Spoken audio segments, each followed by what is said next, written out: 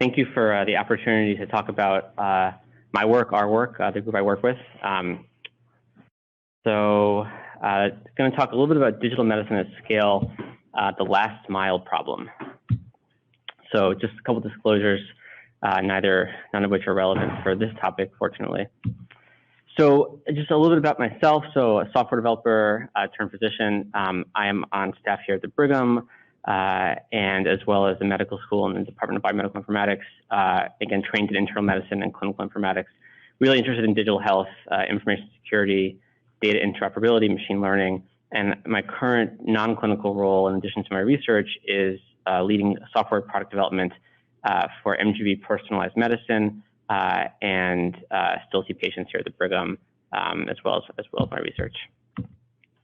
So this is what I'm going to talk a little bit about. I'm going to try to articulate what the last mile problem is, to use an example from the real world, some of the stuff that we're working on, some of the outcomes we've gotten, and then talk a little bit about how digital phenotyping is going to hopefully help us scale these models. So the expression last mile describes challenges typically in delivering telecommunication connectivity to people's homes. It's literally the last mile of wiring that's required to connect an actual landline phone to a central exchange. It's also used in supply chain management settings, et cetera, like getting a medication or some perishable to its final destination. And it's famous because the last mile is usually used to indicate expense. It's usually just much more expensive and disproportionately so than the rest of the process. And I don't know if anyone recognizes this photo. Particularly relevant this week for anyone that has children between the ages of 5 and 11. So this is the first UPS truck leaving the Pfizer facility outside Kalamazoo, Michigan last December with the first COVID vaccine. And I think if there's ever been a sort of monumental feat in last mile delivery, certainly that vaccine distribution in the first 6 weeks was one of them. And again, just speaks to how complicated, expensive, complex, but also important that last mile is. Very early in my clinical training, I went to a medicine grand round that was given by, I believe, the CEO of Coca-Cola. Sort of a funny person to give medicine grand rounds. And the reason why was that Coca-Cola had started to invest in this thing called the last mile, Project Last Mile. And the fundamental premise is that for anyone that's traveled internationally, you know this as well, you can get a Coke or a Pepsi anywhere in the world, even in the most remote villages, often cold. And if that's the case, how come we can't get medicine to those same places? And I think it just, again, speaks to this last mile problem that we see across all industries, and just how important it is to actually get this part right. And we see it in medicine. I think that the key piece of all of this is that we almost always know what needs to happen. It's getting it done that's the hard part, right? So we know what we need to do. And medicine care delivery is littered with examples of knowledge that's been known for decades. Actually executing it, operationalizing it, and getting it into patients, is often the biggest challenge. And there's no other greater example than chronic disease, and specifically hypertension and hyperlipidemia. So in some ways, hypertension and hyperlipidemia are some of the greatest stories ever told in modern medical research. Came out of a huge population cohort study, the Framingham study, which is run out of Framingham, Massachusetts. Really identified risk factors for cardiovascular disease, death, stroke, et cetera. And we've known this now for decades, that these are very easily modifiable risk factors for stroke and death and heart attack. And still, this data is current. There's 116 million US adults that have elevated blood pressure, and over 90 million are uncontrolled. And there are 94 million adults with a total cholesterol greater than 200, and almost 40 million adults that are not on some sort of lipid lowering therapy that should be. And the evidence is clear. It's been known for decades. The medications are generic. They're cheap. We know what we need to do. They're well tolerated. Why is there such a substantial gap in care? Why is this why are we having trouble getting this last mile done? And there's a lot of reasons why. And I think one particularly salient point, and one really important reason, is just the way we deliver care is just fundamentally broken. For anybody that's interacted with a healthcare system, you've probably lived this, either yourself or with family members. We often identify disease in a doctor's office. Ideally, the treatment plan is initiated all the way on the left. This doesn't always happen. That's the ideal plan. But often patients leave the doctor's office with an unclear follow-up plan. They ask questions, the provider doesn't respond to their messages, they call, don't get a call back. The patient never follows up, or if they follow up, it's 3 months later, 6 months later. And they finally do follow up, they're just not at goal. So 4 to 6 months after their initial visit, they still have an elevated blood pressure because they were never able to fill that script. Their insurance didn't cover it, they got confused, never got sent to the pharmacy, they tried to call their doctor, the doctor, for whatever reason, the office never called them back. And we see this over and over and over again. And patients end up becoming frustrated and lost, and most importantly, don't actually get to the outcomes that they need. So the group that I work with really asked the question about 5 years ago, what if we could fundamentally change the way that we deliver care? And the premise is that this idea of a one-to-one doctor-to-patient relationship is just not scalable. It's not scalable in Boston, it's not scalable in this country, it's not scalable around the world. So we imagined a model where you actually had unlicensed, non-clinical personnel, navigators, who are using technology, so using digital tools to drive clinical pathways and clinical workflows. These navigators are supported by a pharmacist and a physician, but importantly, the physician is overseeing multiple pharmacists who's overseeing multiple navigators. And what you end up with is one physician who's able to actually manage 10 or 20,000 patients as opposed to 500 or 1,000 patients, which is the current model. And this platform, which is what we've built, this remote care delivery platform, uses device data. So we have real-time integrated blood pressure data coming back from patients, largely cellular, so no apps, no Bluetooth configurations. We use omni-channel communication, like text and email, right? Very, very straightforward, very basic stuff. But this is great. Patients love this because they're able to respond to text messages at 8 o'clock at night and don't have to worry about business hours. We use patient-reported outcomes surveys. And then finally, we have an EHR. We integrate with the EHR where we need to so that these types of care decisions actually flow through the entire care delivery paradigm. What does this look like from a patient perspective? So it's a timeline. So it starts with intake. Patients are coming to us from referrals. We actually are also finding patients in our data warehouse. We can enroll patients almost entirely digitally. Actually, we can get patients really far along the way without a phone call. We can get them to set up their device. Again, these devices are cellular. We are real-time integration with our platform so that the data comes in right away. No apps required. And we found in the last year, particularly that over half of our patients can transmit without a phone call required to help them get it set up.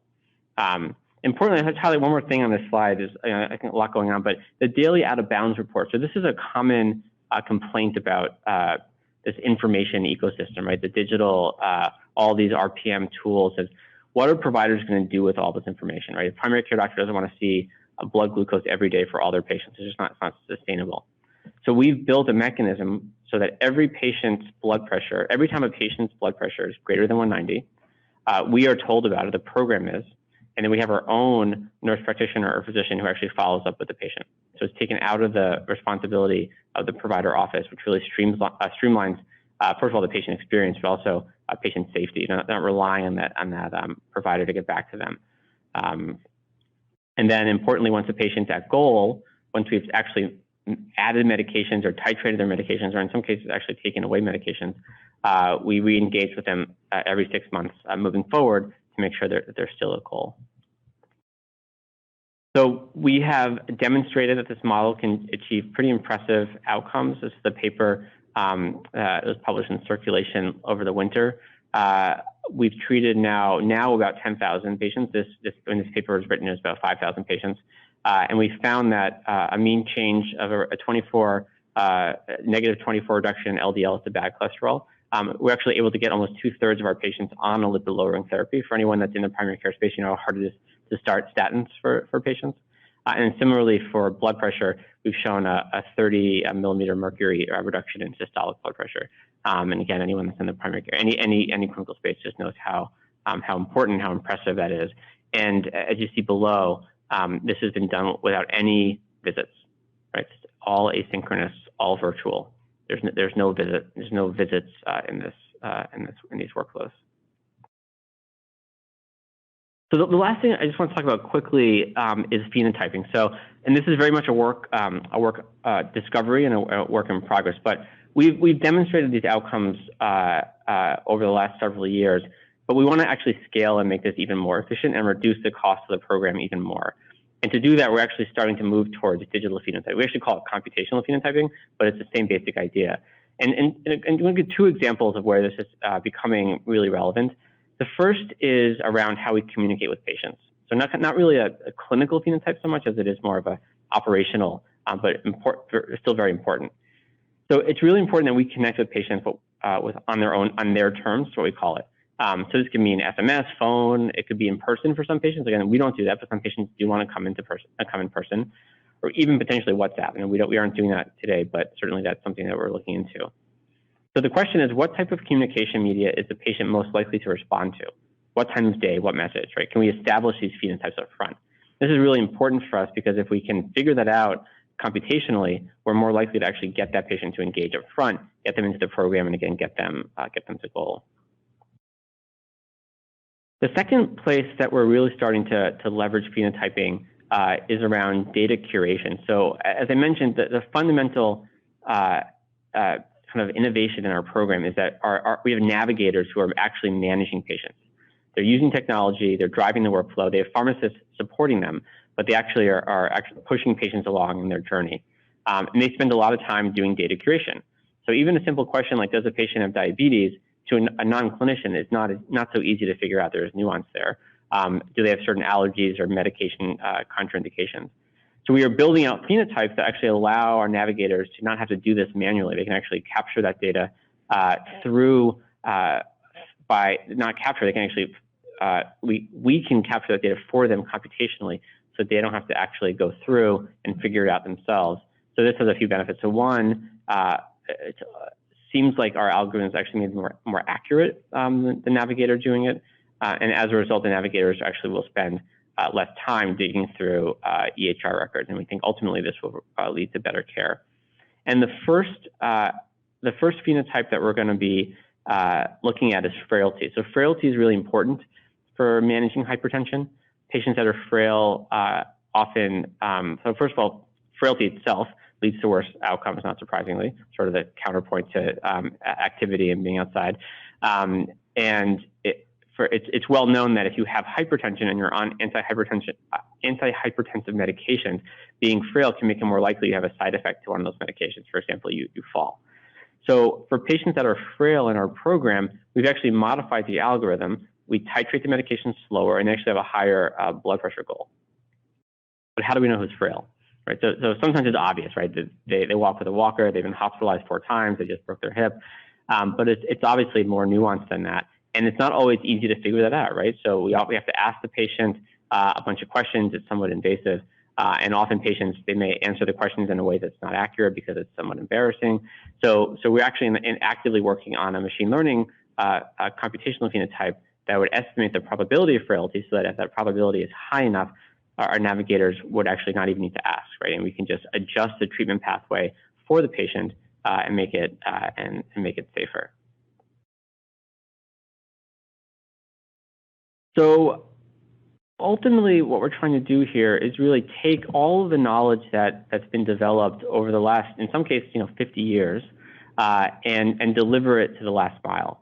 And I think the point that I would love to make here, if you remember nothing else, that we need the first mile, we need that research, we need the machine learning, we need the sensor data, we need these phenotypes. But ultimately, we also need to figure out how to sync that up along the way so that the last mile is achieved and we're actually able to deliver the outcomes that are promised.